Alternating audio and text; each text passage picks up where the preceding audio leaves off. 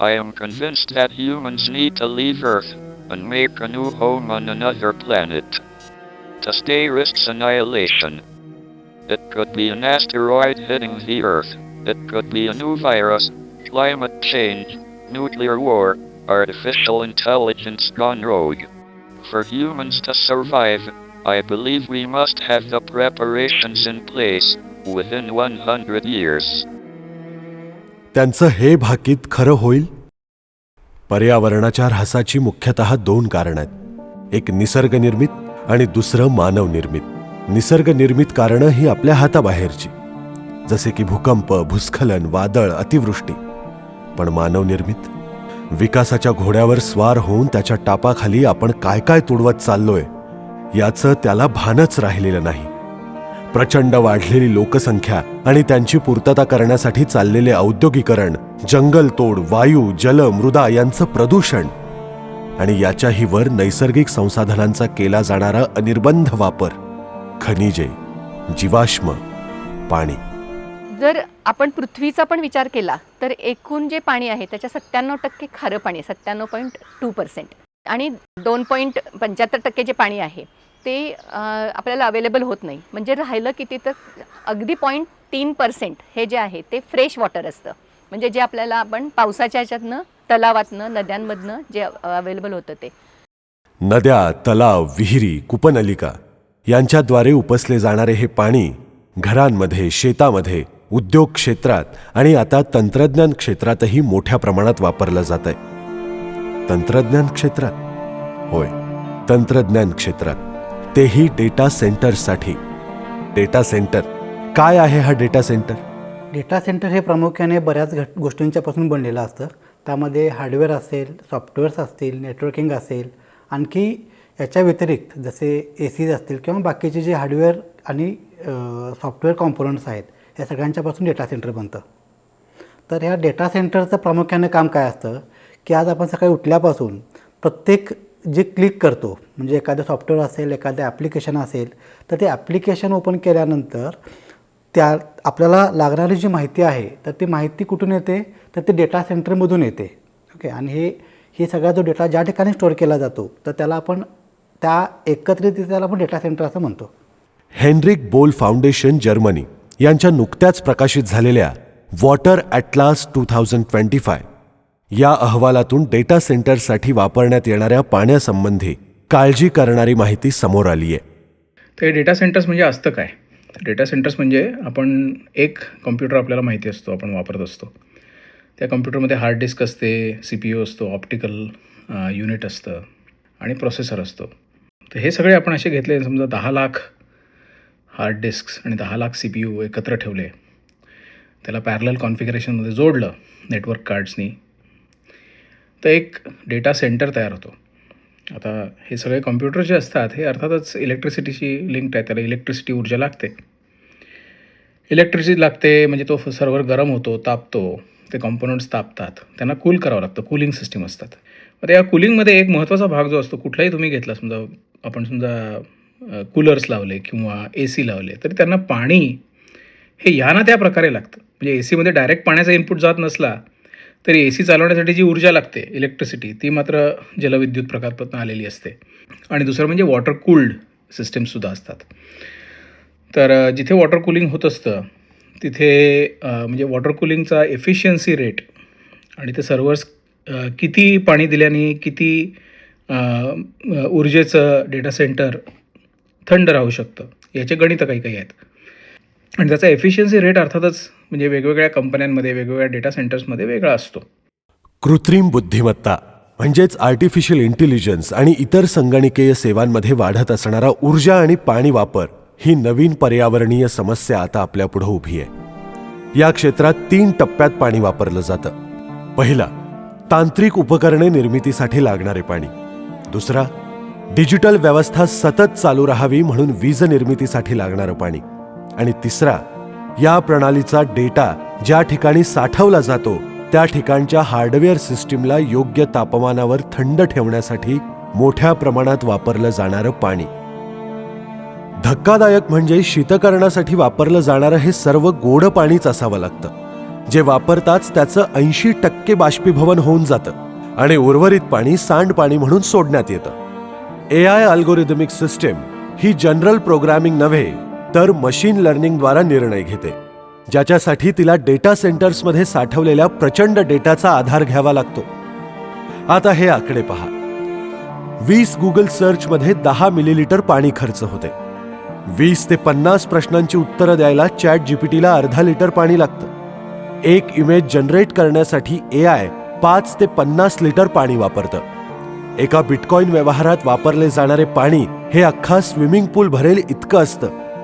मोठे data centre दररोज 5 दशलक्ष गॅलन पर्यंत पाणी वापरू शकतात, जे 10 ते 50,000 लोकसंख्येच्या शहराच्या पाण्याच्या वापरा इतकं आहे. आणि 2027 पर्यंत जगभरात पसरलेली AI सिस्टीम ही आजपेक्षा 6 पट जास्त पाणी वापरेल. 1 मेगावॅटची कम्प्यूट पॉवर असलेल्या डेटा सेंटरला, जो एक ते छोटं डेटा सेंटर म्हणूया आपण, त्याला कूलिंग सिस्टीमसाठी साधारण 50,000 लिटर पर्यंत पाणी लागू शकतं एका दिवसाला. आणि वर्षाला किती लागेल याचा आपण हिशोब करता येईल. आणि दुसरा एक फॅक्टर असा की आता गुगल, मायक्रोसॉफ्ट किंवा ॲपल किंवा AWS, ॲमेझॉन यांची डेटा सेंटर्स जे आहेत याला हायपर स्केल डेटा सेंटर्स असं म्हणतात. म्हणजे त्याची आत्ता सध्याची क्षमता साधारण 200 मेगावॅटपर्यंत जाते. म्हणजे आपण हिशोब करू शकतो की याला निव्वळ पाणी किती लागेल कूलिंग करण्याकरता. आता हे पाणी कुठलं असतं?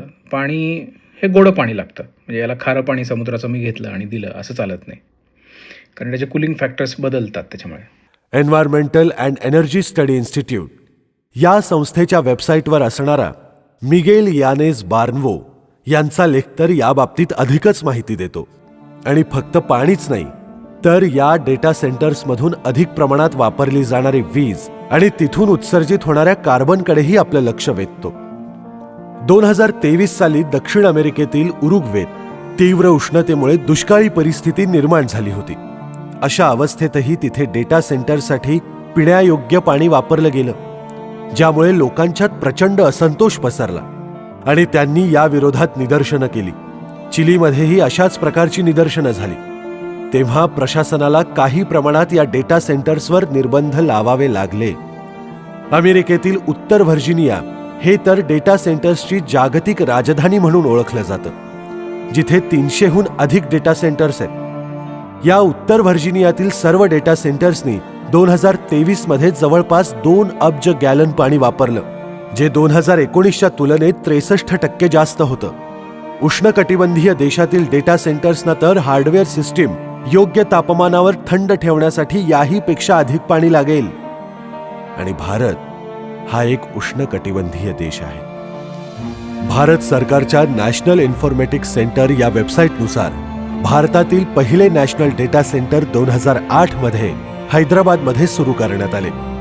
यानंतर 2010 मध्ये पुणे, 2011 मध्ये दिल्ली आणि 2018 मध्ये भुवनेश्वर इथं नॅशनल डेटा सेंटर सुरू करण्यात आलं. आत्तापर्यंत भारतात उभ्या राहिलेल्या या लहान मोठ्या नॅशनल डेटा सेंटर्सची एकूण संख्या 37 एवढी आहे.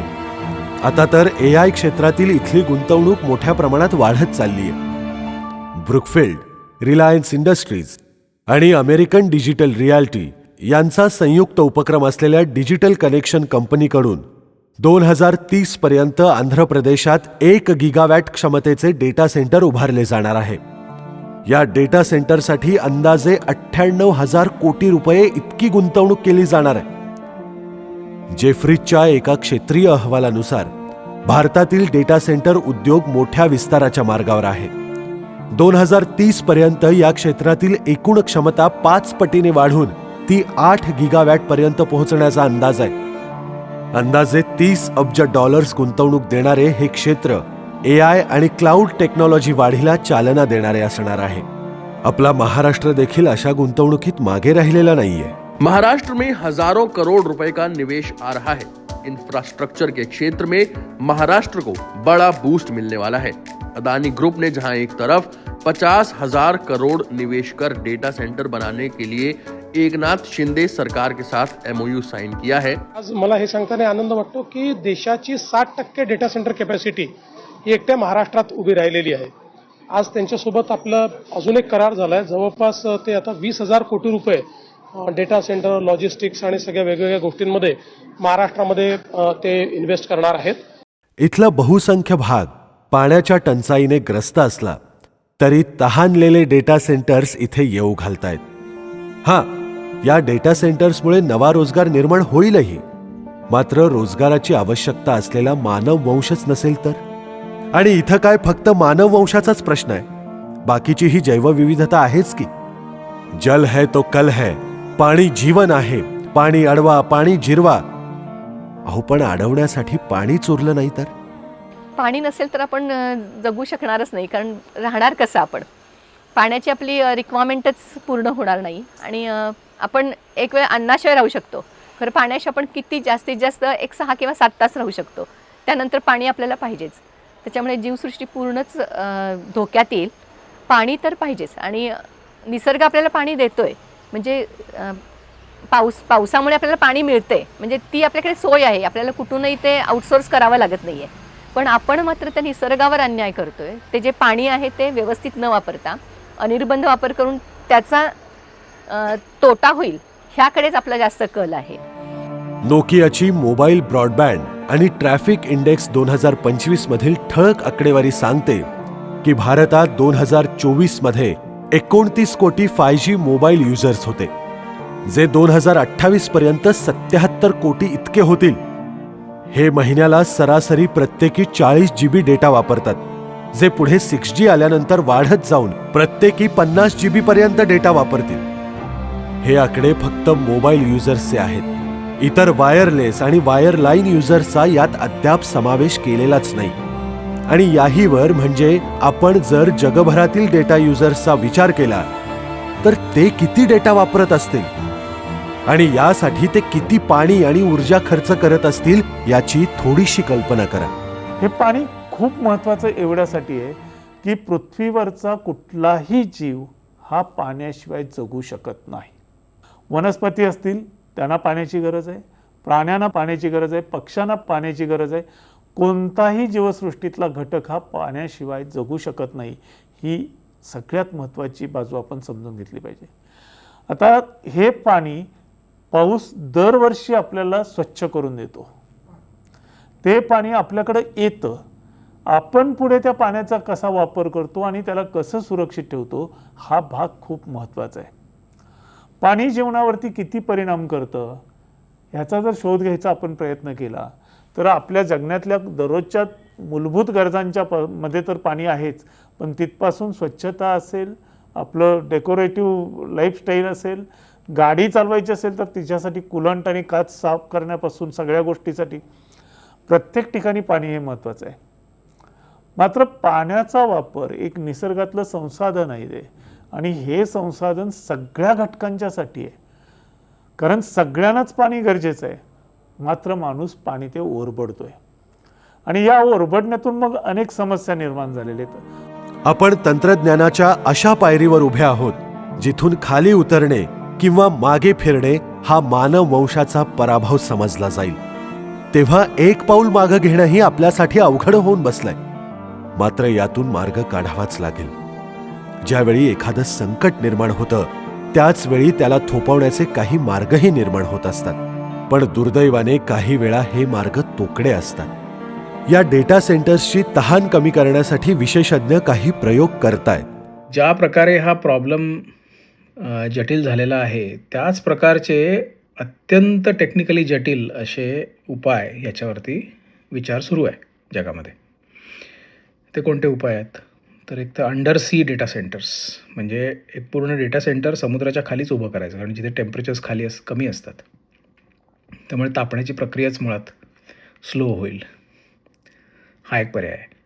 दुसरा पर्याय म्हणजे क्रायोजेनिक टेक्नॉलॉजी वापरून जिथे टेम्परेचर्स हे शून्याखाली काही 100 डिग्री सेल्सिअस मेंटेन केले जाऊ शकतात, म्हणजे लिक्विड नायट्रोजन किंवा इतर टेक्नॉलॉजीज वापरून ते घेऊन आपल्याला डेटा सेंटर्सचं कूलिंग करता येऊ शकतं का, हा एक दुसरा मार्ग. तिसरा अत्यंत रॅडिकल असा मार्ग म्हणजे की डेटा सेंटर्स पृथ्वीवर उभी न करता ती अवकाशात उभी करायची.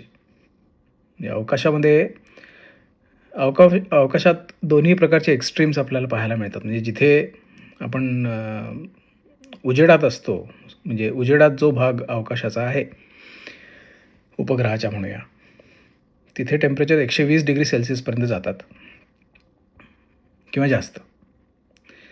आणि जो भाग अंधारात आहे, नेमका प्रकाशाच्या विरुद्ध बाजूला आहे, तिथे टेम्परेचर्स हे उणे काहीशे अशा डिग्री सेल्सिअसपर्यंत गेलेले असतात. म्हणजे क्रायोजेनिक टेम्परेचर्सपर्यंत ते गेलेलं असतं. तर अशा भागामध्ये क्रायोजेनिक सेंटर्स उभी करायची, डेटा सेंटर्स. म्हणजे तुमची ऊर्जेची प्रचंड बचत होऊ शकेल आणि कूलिंग करता पाणी लागणार नाही, काही रिसोर्सेस लागणार नाहीत. पण हे सगळे शक्यता आहेत. आत्ता ह्याच्यामध्ये ॲक्च्युअल काम काही नाही आहे. काही कंपन्या याच्यावर काम करतात, पण ते आत्ता रिसर्च या मोडमध्ये आहे. आपण आता अशा एका टप्प्यावर येऊन पोचलो आहोत की आपलं आयुष्य ह्या सगळ्या तंत्रज्ञानाशी घट्ट बांधलेलं आहे आणि त्यापासून सुटका होणे यापुढे शक्य नाही. त्याचा विधायक प्रकारे कसा वापर केला जावा आणि त्याच्यामध्ये विधायक उपाययोजना काय केल्या जाव्या, जेणेकरून पृथ्वीवरती आणि एकूणच आपल्या समाज संस्थेवरती त्याचा अतिरिक्त ताण येणार नाही, तुटेपर्यंत ताणू नये, असा विवेक दाखवायची आपली वेळ आलेली आहे. आज घडीला हा डेटा आपल्याला जीवसृष्टीपेक्षाही महत्वाचा वाटत असेल तर आपण खरोखरच प्रगतीपथावर आहोत की अधोगती पथावर, ही विचार करण्याची वेळ आली. नैतिक जबाबदारी, सामाजिक जबाबदारी हे शब्द आपल्याला कसे विसरून चालतील? होमोसेपियन्स पासून या शब्दांपर्यंत पोहोचायला आपल्याला 3 लाख वर्ष खर्ची घालावी लागली आहेत. या एवढ्या वर्षांचा संघर्ष विसरून आपण अखंड जीवसृष्टी धोक्यात घालत असलो तर स्वतःला बुद्धिवान प्राणी म्हणवून घेण्यात कोणता शहाणपणा आलाय हो? या डिजिटल टेक्नॉलॉजीबाबत गॅरी मॅकवन यांनी त्यांच्या वर्ल्ड वाईड वेस्ट या पुस्तकात एक अंतर्मुख करणारं वाक्य नमूद केलंय. Digital technology making it easier to destroy our planet. भविष्यात ज्यावेळी आपल्या समोर डेटा किंवा पाणी या 2 पर्यायातील एकच पर्याय निवडायची वेळ येईल, तेव्हा आशा आहे की मानवजात पाणी हाच पर्याय निवडेल.